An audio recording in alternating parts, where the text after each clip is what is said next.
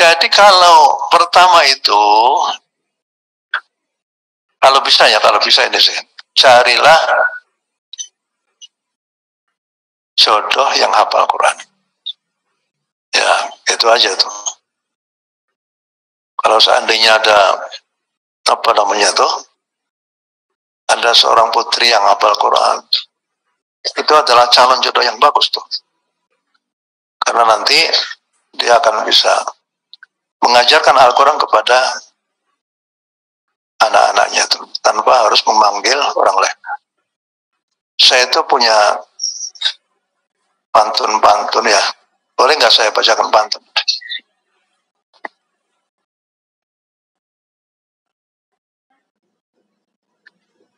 Dari Merak ke Bakahuni, naik kapal membelah laut. Belajarlah Al-Quran hingga mumpuni. Umur bertambah, tak perlu takut.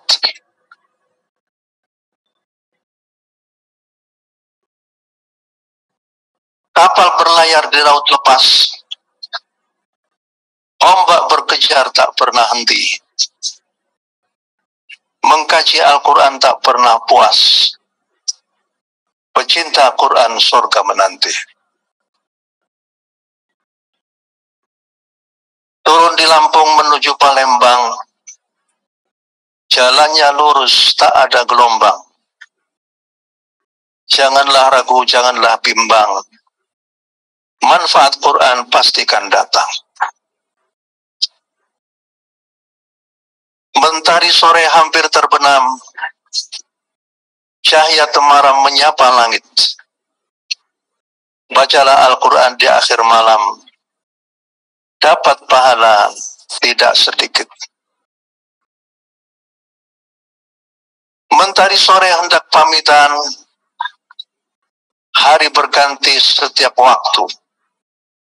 Jangan lupakan kitab Al-Quran. Di surga nanti kita bertemu.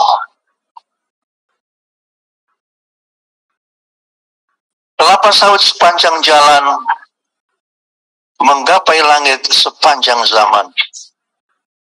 Perbanyaklah terus membaca Al-Quran, sebelum nanti bertemu Tuhan. Jangan kau bimbang, jangan kau ragu. Teruslah berjuang menahan nafsu. Hafalkan Al-Quran, jangan terburu. Banyak orang tua mencari menantu.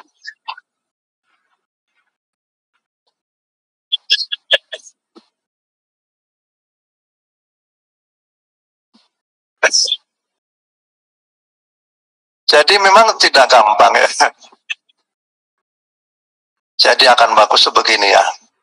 Carilah jodoh yang soleh dan solehah. Kemudian pada waktu mulai hamil, nutrisi yang terbaik bagi janin adalah Al-Quran Al-Karim. Baik suami maupun yang istrinya, itu kalau bisa itu sepanjang 9 bulan kehamilan itu 1 bulan itu 1 kali hataman. Mau nggak itu? Jadi suaminya sambil memegang perutnya istrinya itu Bismillahirrahmanirrahim, dilus-lus begini tuh. Tabarakalladzi bi gimana?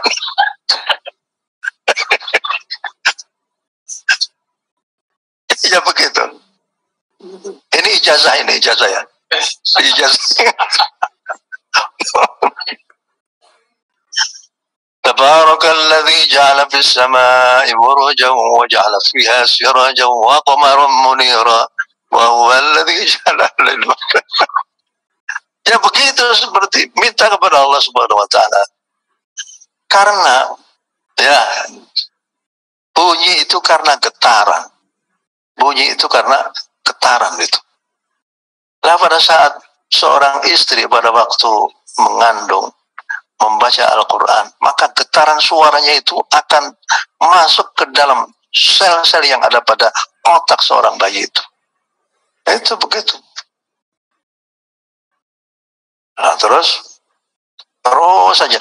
Dan itu sudah ada itu buktinya itu. Ada apakah dari Iran, apakah dari Mesir, ya.